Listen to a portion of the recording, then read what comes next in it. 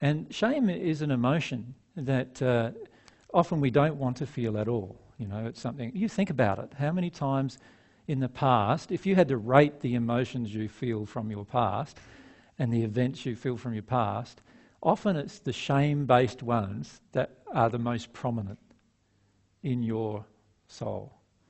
And many of us spend a huge amount of energy avoiding our own personal shame. Huge amounts of energy. The trouble is that every shame-based emotion that's still within our soul is easily manipulated. Just the threat of its exposure will create a whole series of events inside of us that we want to do to avoid the exposure. So for example, if in the past you cheated or on a partner and you felt a great deal of shame about that event, you will spend the rest of your life trying to avoid knowledge of that getting to your partner. Right? And you may not even be with that partner anymore, but still be trying to prevent the knowledge of it through the shame. And how does the Spirit manipulate you with that? Quite easy. The Spirit knows the event. The Spirit knows all of the truth about the event quite easily by just reading the aura and the person who is with you, their aura, and knows exactly what happened in that event. And so what do they do with that? All they need to do is just feed the possibility of that event into your partner's mind. Drip, drip, drip, drip. And your partner says, I've often wondered about what it would be like if you cheated on me. And straight away, shame comes up inside of yourself, straight away. And then, what's the tendency? The tendency is to lie again. Can you see? Because you want to keep the relationship together perhaps, or you want to keep the truth from being known. But primarily it's because you want to avoid your own shame. You want to avoid the feeling, you see. Now, whenever we try to avoid our own feelings of shame, we have heavy addictions. And in a place of heavy addictions, we are so easily manipulated by spirits, by avoiding the issues of shame, personal shame. And the problem with this is that a spirit can just threaten the exposure and you will automatically go into protection mode. And we are often willing in this place to do very many unloving things in order to prevent the truth from being known. Trust me, it is much simpler just to say the truth, because that takes away all those potential events. James, thanks. You just have them up.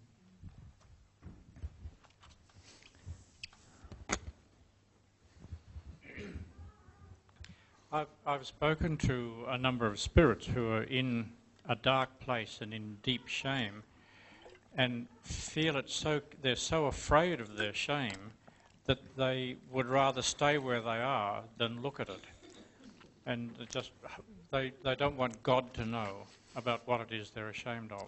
Yes. And unfortunately, most of the time is that they don't want other people to know what they're ashamed of. Because the truth is the majority of people, even in the spirit world, do understand that God must know. Yeah. And so what the issue really is that we don't want other people to know. We're okay with God knowing, most of us, right, are okay with the fact that God knows, but we're not okay with other people knowing. Now, my suggestion to them is exactly the same as my suggestion to the people on earth, and that is when you are willing to feel your shame and tell the truth about what you're ashamed of, you will find you will release the emotion. Right? Now, I don't know how much my mum would like me to say this to you, but I'll say it anyway. I'm just thinking about my mum for a moment there, sorry. My mother had an affair when I was a child, and I knew about this affair for the entire time she was having it.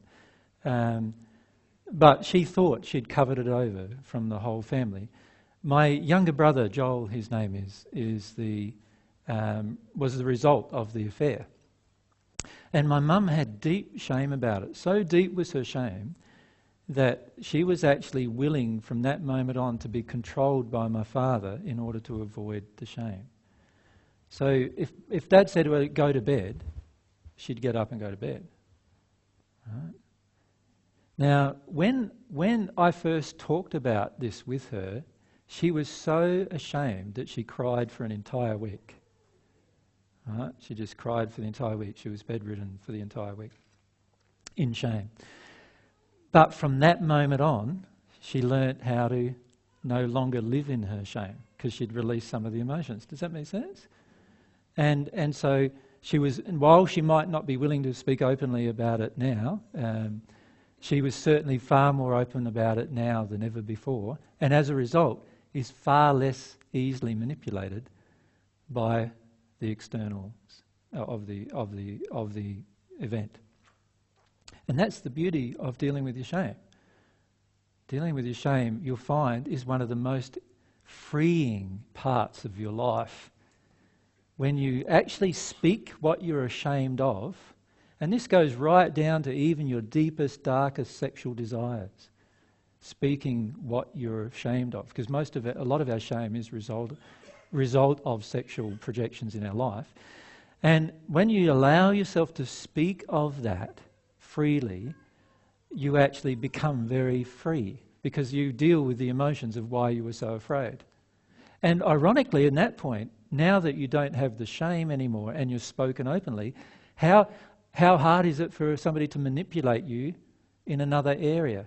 You see, before then, you can say, oh, I know about something about you, so all I need to do to manipulate you, if you're ashamed, is to threaten me speaking to a third party about it.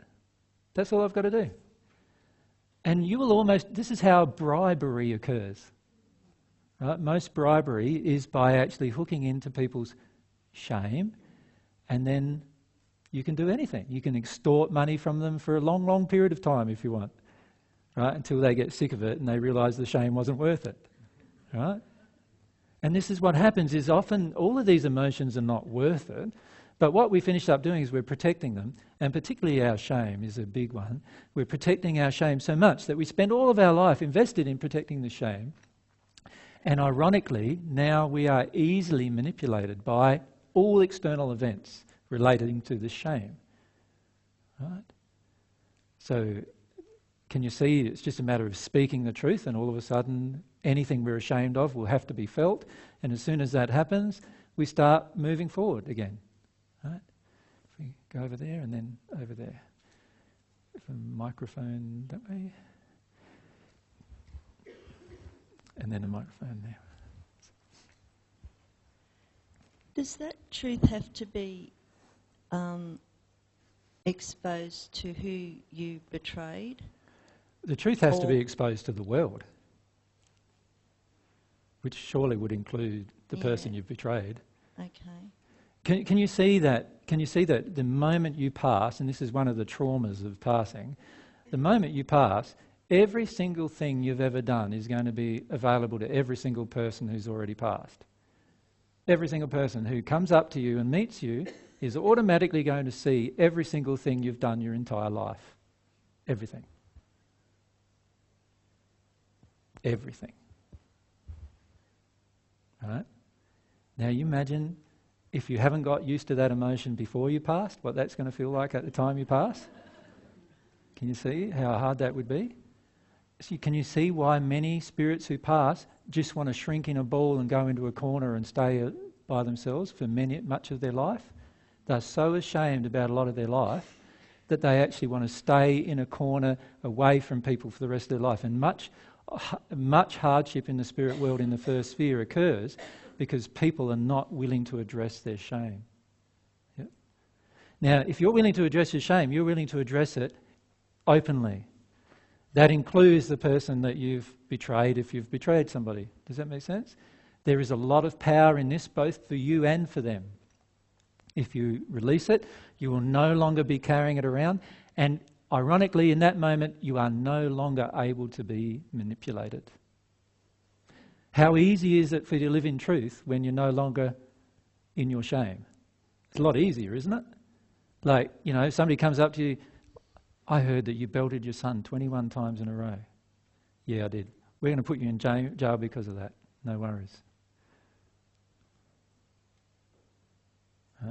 That's an event that happened in my life. I belted my son 21 times in a row once. He was sticking a knife in a power socket. Give him a tap on the backside. Knife in the power socket again. Looks at me. give him a tap on the backside, knife in the power socket again. We did that 21 times before he didn't put a knife in the power socket again. By that time he was crying. And unfortunately right now Tristan has got an emotion. This was Tristan. Tristan's got an emotion that he's so afraid to act on his desires because of his fear of punishment. Can you see why? Yeah. And I feel that, but that doesn't... If I then feel ashamed of that and I cover all of that over, what happens then? Now that can be manipulated. Does that make sense? By anybody. But now it's just open. No, this is my life. This is an open book. My life is an open book. Do you know that many of the people who people on earth look up to have had terribly shameful lives? Right? The founder of the Lutheran faith on earth, Luther, you've heard of him, yes? His viewpoints of women were terrible. Like, if you could read some of the things he actually said about women, you'd be shocked.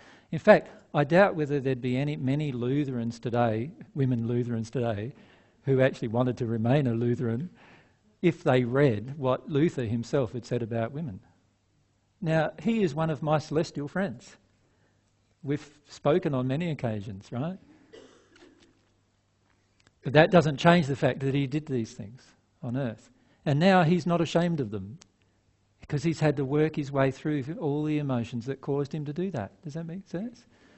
You see, while you're covering over your shame, you are not going to allow the emotion to come up. You're not going to grieve your shame. You're just going to suppress it, control it, keep it under wraps, keep it under control. And unfortunately, it's going to drive a lot of your life as a result. That's the problem with shame. And not only that, spirits can easily hook into your shame.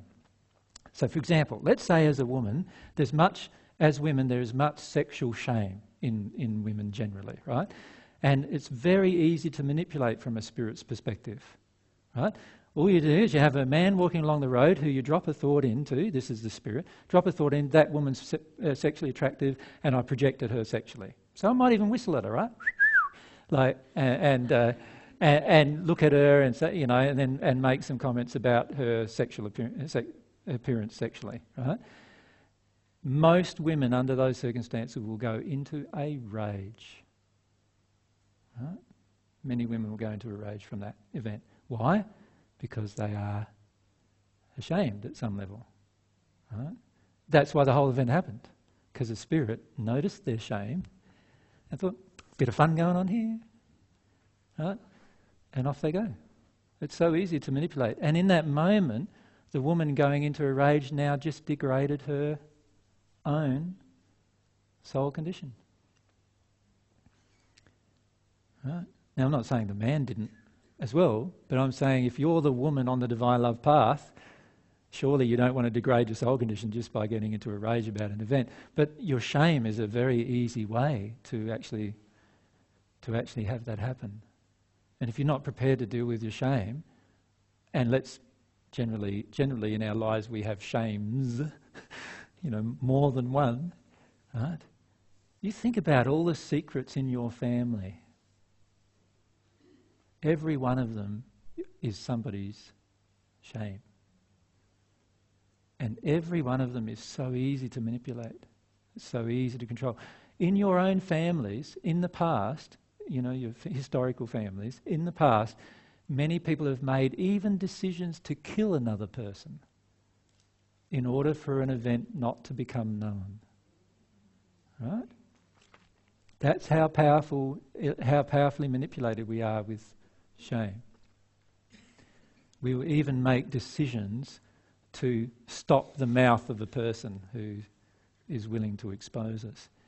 Now, can you see that every one of these, in particular, they are like little hooks we've got going out to the world, they're expectations going out to the world.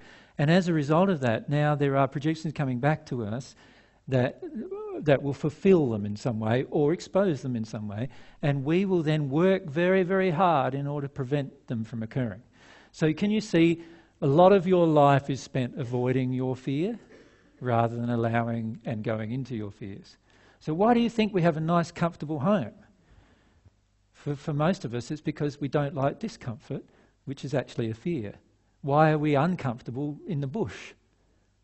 Because we have certain fears. Does that make sense? So even just fear is a easily manipulates our life choices. Even most of our choices in our lives are actually not based around love or truth. They become based around fear, right? And in a way to control our fears, to lessen our fears, to make them go away, right? And the same goes with our shames. And our rage is a result of denying even our fears. And our doubts, they can easily manipulate us. There's a nice verse in the Bible that says, "He who doubts is like a boat driven on the waves of the sea, tossed here and there and with nowhere to go." And that's what it's like when you doubt, when you don't have a direction. You'd be far better off, if you doubt the divine love path, you'd be far better off, and you believe in the natural love path, you'd be far better off just ploughing ahead for the natural love path, forget about the divine love path altogether, than doubting. Because doubting, you won't do either. Do you know what I mean? You just get blown about. Somebody comes along and you do this for a bit, and somebody else comes along and you do that for a bit. And in the end, it results in more and more and more confusion, and more and more and more frustration, and more lack of direction in your life, and everything starts to get muddied waters. And, what's the point in all of that? You might as well make a goal to go for something than actually be driven around by doubt all the time and fear all the time. And these states are so easily manipulated in the battle for your soul. That's the point. That's the point that I wanted to make with you.